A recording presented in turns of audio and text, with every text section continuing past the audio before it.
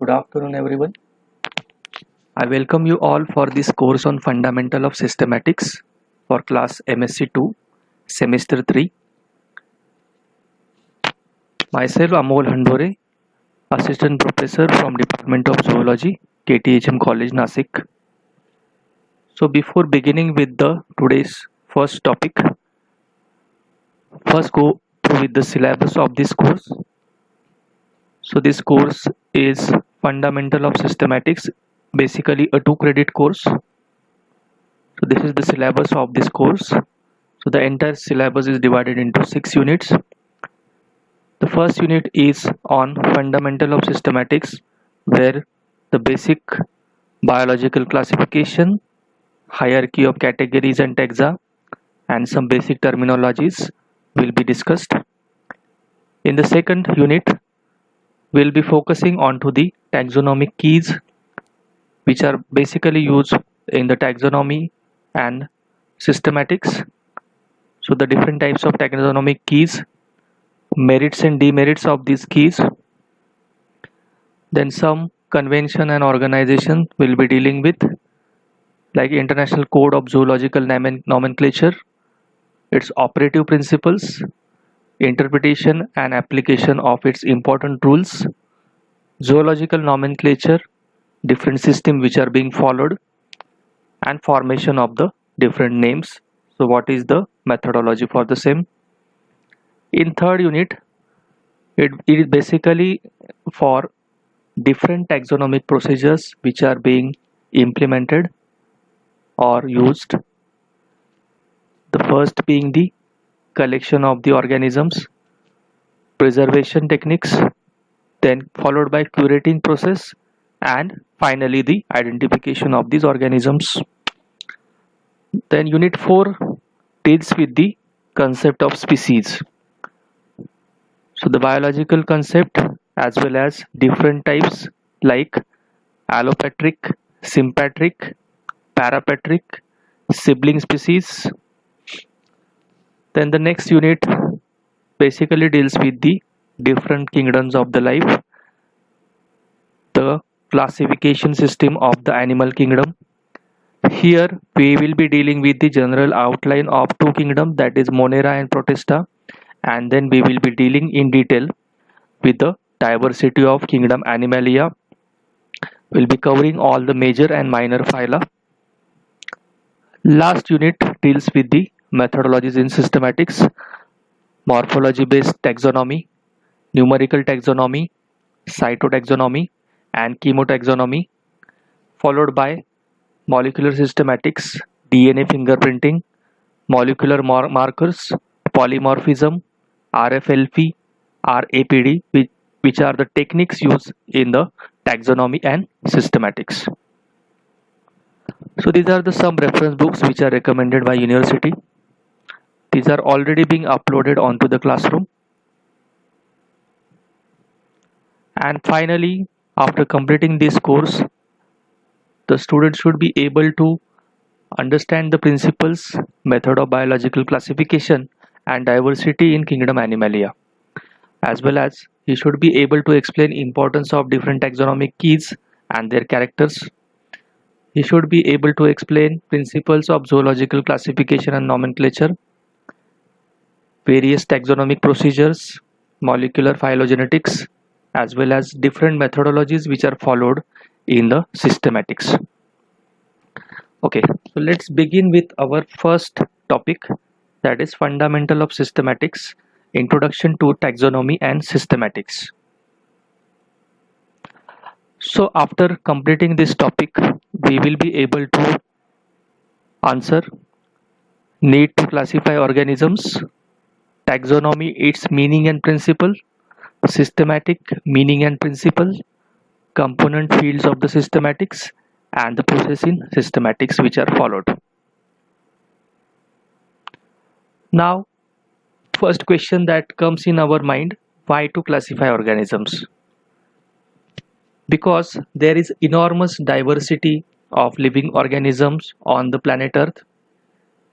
Planet Earth originated some 4.5 billion years ago, and different living organisms first came into existence some 2 billion years ago.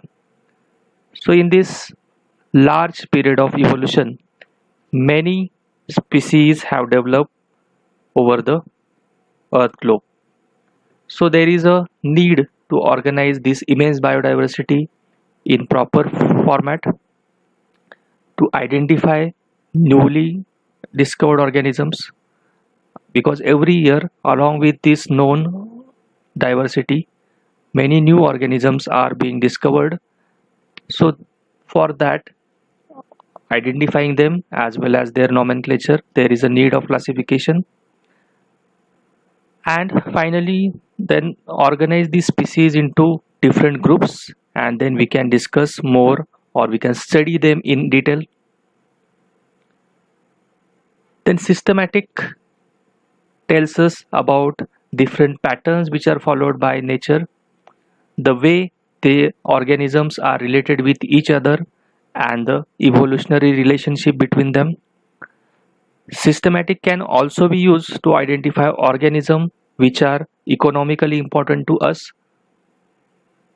Then finally, it helps to develop a uniform, practical, and stable system of naming animals. So now we move on to the first important topic, that is taxonomy. So what is the meaning of the word taxonomy? Taxonomy word has a Greek origin, where the taxonomy word can be divided into taxis, which means arrangement, and nomos or nomi means laws. So in simple words, we can say that taxonomy is the theory and practice of classifying organisms. Now this terminology was first proposed by D. Candolle in the year 1813, and it was proposed firstly for plant classification, and then it got extended for animal classification as well. Now if we see taxonomy, it can be said to have two further divisions, that is classification and nomenclature. So what is meant by classification is the arrangement of the kinds of different organisms from smaller to the larger groups. So here we are basically dealing with the arrangement of organisms based on the similar characteristics, and nomenclature basically deals with all the procedures which are assigned for naming these newly identified organisms which are already being classified into different groups. So taxonomy basically deals with first collecting these different organisms from their habitat. Then we need to differentiate between these different organisms or species. So this can be done with the help of different taxonomic keys, and these are used as aids for the diagnosis or identification of different species. Next, we deal with the nomenclature, that is naming of these different organisms and assigning them to their proper genera and species. Okay, now we move on to the next important terminology, that is systematics. So this terminology systematics was first proposed by Carolus Linnaeus in the year 1735 in his book Systema Nature. So this word also has a Greek Latin origin, and systema here means organized as a whole. So this is applied to the system of classification, wherein we are not only classifying and naming the organism, but also we are finding out the relation of this organism with the other organisms. So this could be biological interaction, or this could be evolutionary relationships. So a most defined definition has been given by G.G. Simpson in 1961, that systematics is the scientific study of kinds and diversity of organisms, and the relationship which they share amongst them. So, in a nutshell, if we see systematic, it is the science of diversity of organism, which includes taxonomy, nomenclature, and classification. So here we are not only doing the taxonomy, but along with that we are going to see the relationship of these with the other organisms. So we can say that along with the diversity of organisms, we are looking at the relationships which they share between them. Now, for doing this, there is a particular process which is followed. So, firstly, identify the basic systematic unit, that is, the organism is identified up to the species level. Then, in the next step, we are discovering the different patterns or relationship which that particular species shares with the other organisms.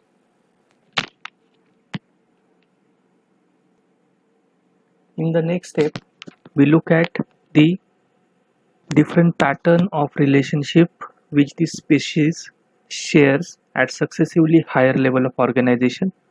So we will be studying with the different levels of organization in the next topic. So these higher level of organization would be like species to genus, then family, order, class, phylum, and up to the kingdom. So once these relationship or patterns are established, based on this, they are assigned to different taxa or groups, and then the final nomenclature is being done.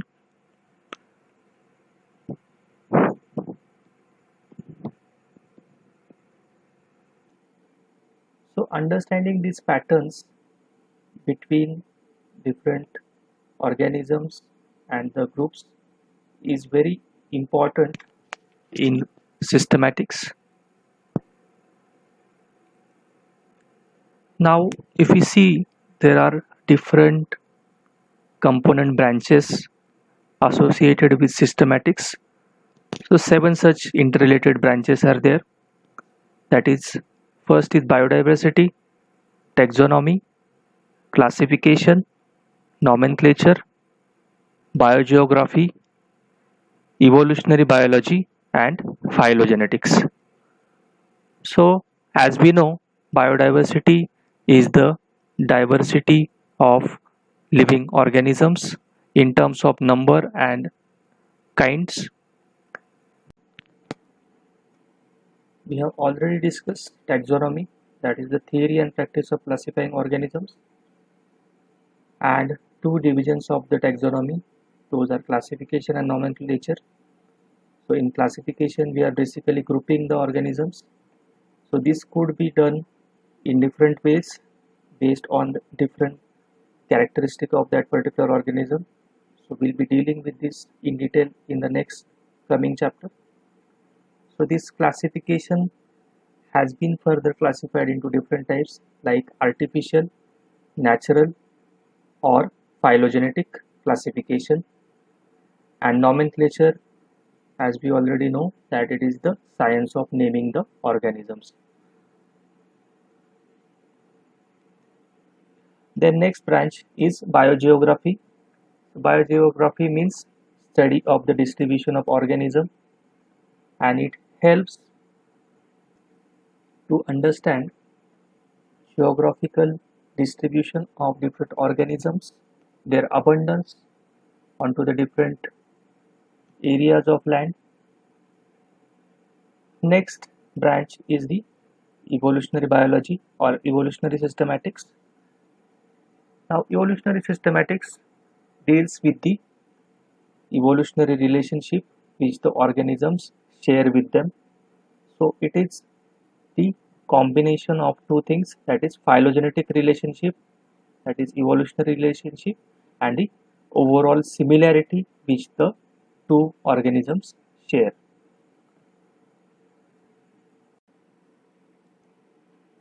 Phylogenetics is basically amalgamation of phylogeny and genetics, where we are dealing with we look at the evolutionary relatedness which these organisms share along with the genetic similarity which they are sharing. So it can be looked at with the help of molecular sequencing as well as the morphological data.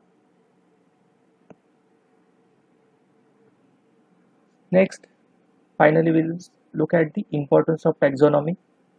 So we know that the biodiversity of the globe is very vast. We have identified more than 1 billion animals and around 0 0.5 million plants, and this is just 10% of the identified diversity. Some of them have become extinct, but there is still a lot of scope to identify newer species. So taxonomy plays a very important role to organize this biodiversity properly. Secondly, it gives a proper framework for the base work rather for the research and allied studies, because once we organize all these organisms into different groups, then only further research on those organisms can be undertaken.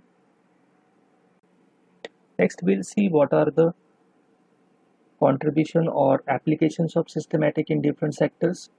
So the very important application we have seen in organizing the biodiversity.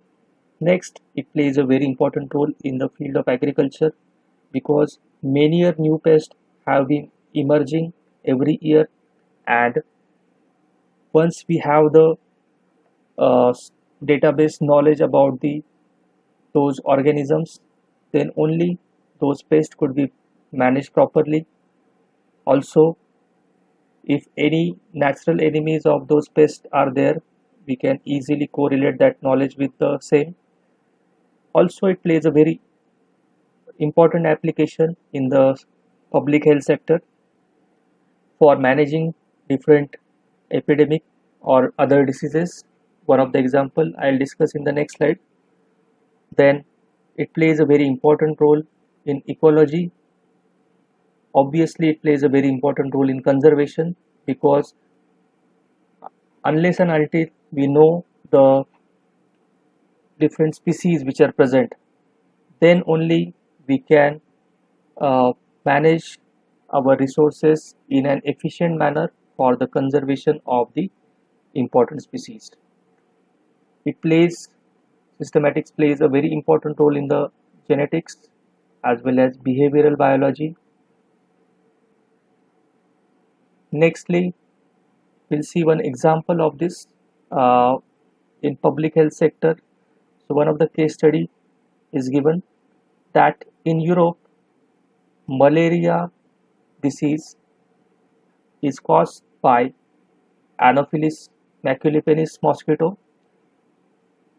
However, this species is found throughout the Europe, but the cases of malaria were restricted in different, or rather some local few districts. So once the taxonomic studies were done, it was correlated that this maculipennis species is rather, there are several sibling species. So that means that there are many species which are part of this species, and they inhabit restricted areas. That's why this disease was found only in certain areas and not throughout the Europe. And so this gives a hint or the control measures what needs to be done at only in particular areas. So if we take a quick overview of this, we studied the need of classification. Why classification is required? We have so much of biodiversity, and to organize this biodiversity in efficient manner, we should have the taxonomic and systematics knowledge. Also, many new species are being discovered every year, and those needs to be organized in a proper manner. Also, there should be some uniformity while naming these organisms all throughout the world, so there should not be any ambiguity. We understood the meaning of terminologies like taxonomy, which is the theory and practice of classifying organisms, which comprises of two branches, that is classification and nomenclature. Classification deals with arrangement and nomenclature deals with the naming. We look at the principle of taxonomy. We should have the knowledge of taxonomy, systematic, and this international code of nomenclature. Many a time we use these terminologies, that is systematics and taxonomy, as synonymous, but we understood what is the difference between them. So in systematics, we are not only organizing them, but we are also looking at the relationships which they share with the other organisms. Then we studied what are the different processes which are followed in systematics, the 7 component fields or branches of systematics, what is the importance of taxonomy to organize this biodiversity in different research studies, and what is the uses of systematics into different sectors like agriculture, research, public health, ecology, conservation, genetics and behavioral ecology. Thank you so much for patience hearing.